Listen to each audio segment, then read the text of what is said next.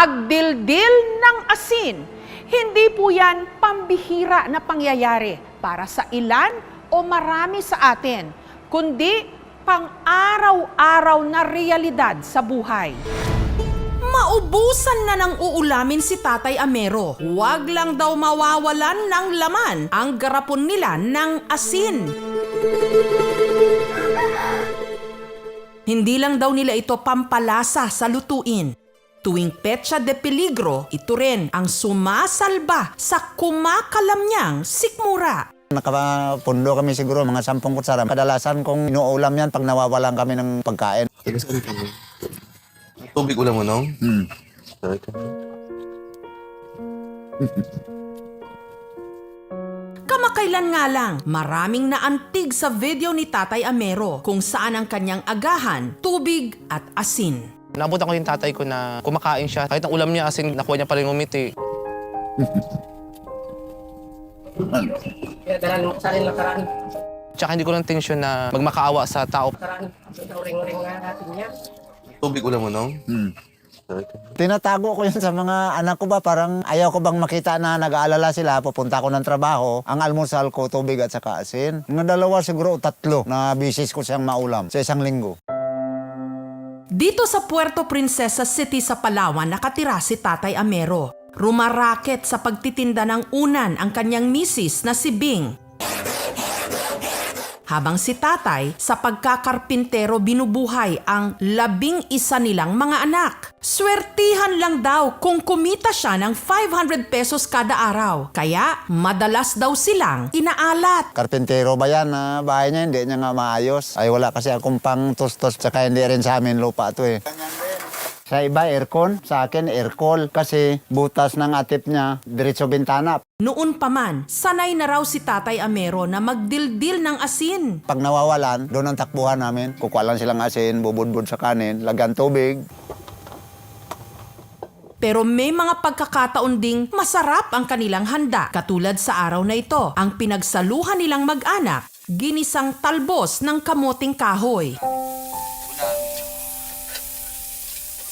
So, lalagyan po natin ng asin. Masakit, sir. Mahirap talaga, sir. Tiis lang sa hirap ng buhay. Siguro nakadikit na sa buhay namin ang hirap. Kung makaranas man kami ng kaunting ginhawa, 2-3 araw, babalik na naman yung hirap. Mahirap nga talaga maging mahirap. Wala akong masabi sa kanya, sir, mapagmahal na asawa niya. Lahat sinisikap niya para makakain kami, mataguyod kami, mapag-aral kami. Ate, gano'n mo kamahal ko sila? Ay, sobra. Kung sa pagmamahal lang, sir.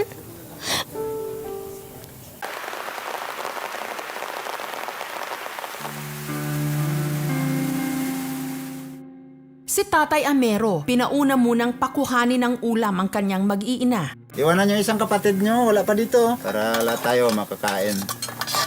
Kung minsan, kapag nauubusan siya ng ulam, ang kanya raw pinagtsatsagaan, tubig at asin.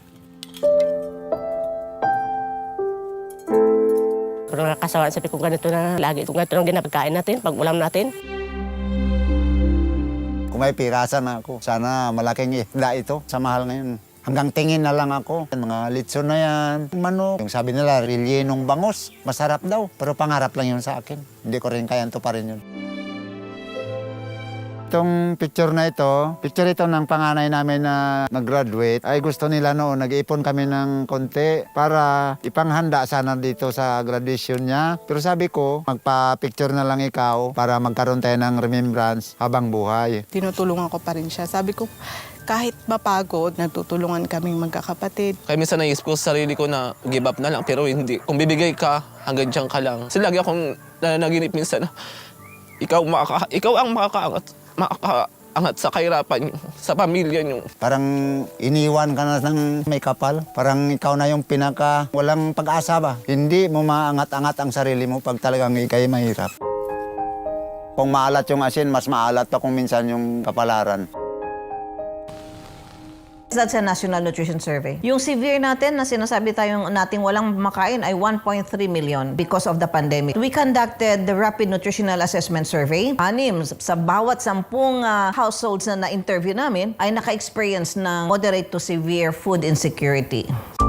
Ang NNC o National Nutrition Council, din yung nagpo-formulate ngayon na Philippine Plan of Action for Nutrition for 2023 to 2028 na siya parang pinaka-framework sa paglutas ng malnutrition. Yung local government, mga municipal agriculture office, nagbibigay sila ng mga seeds at saka yung mga small animals. Sa araw na ito, ang aming programa, ipinag-grocery sila.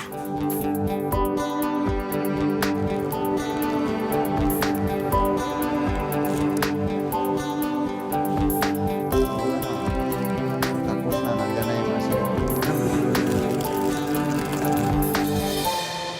Pero itong si tatay, meron pang muntik makalimutan. Ay, oo nga pala. Hanap muna tayo ng asin natin kung saan. Ay, ito. Yun lang, oras na yun. Tutulak-tulak ako doon sa mall. Rolly cart. Ang sarap pala sa pakiramdam, sir. Sabi ko ganito pala pag may pira ka. Ipina-check up na rin ang mag-asawa. Tay, nakakaramdam siya ng musculoskeletal disorder. Tumatanda kasi humihina na rin yung kalamnan, yung buto-buto. Wala naman po masyadong problema kay nanay actually, kundi yung labo ng kanyang mata. Tubig ulam mo, no? Yung asin, wala rin naman sustansya kundi asin lang at yung tubig. May tendency na magkasakit sa bato pero mas worry natin yung malnourished. Pwedeng magkaroon ng hypertension, diabetes dahil sa kanin lang. Ang CSWDO ng Puerto Princesa City at ang aming programa nag-abot din po ng tulong pinansyal. Nagkakahalaga po ng 10,000.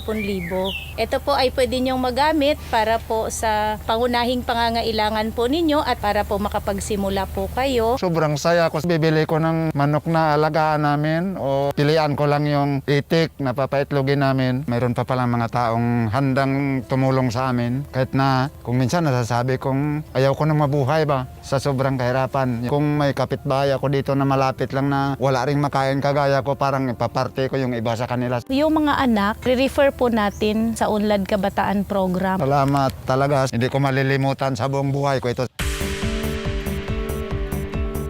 May naamoy ka ba, tatay? Parang pagkain. Nga sir, mabango siya sir. Ipinaghanda rin sila ng salo-salo kasama syempre ang mga pagkaing matagal nang gustong matikman ni tatay. Lechong manok at bangus. Wow!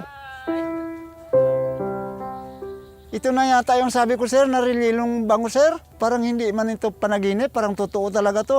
Parang ang lahat ng pangarap ko, sir, natupad ko na, sir.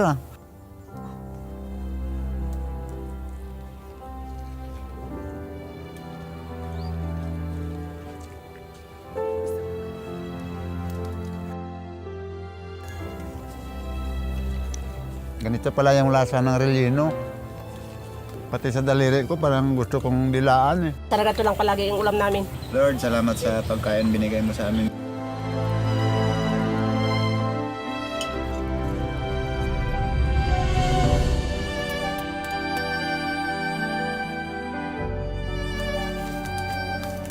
Ang katotohanan, hindi lang si Tatay Amero ang inaalat ngayon sa buhay. Dumarami ang bilang ng mga katulad niya na kailangang maisalba sa gutom at mabigyan ng kahit kaunti lang na kaginhawaan.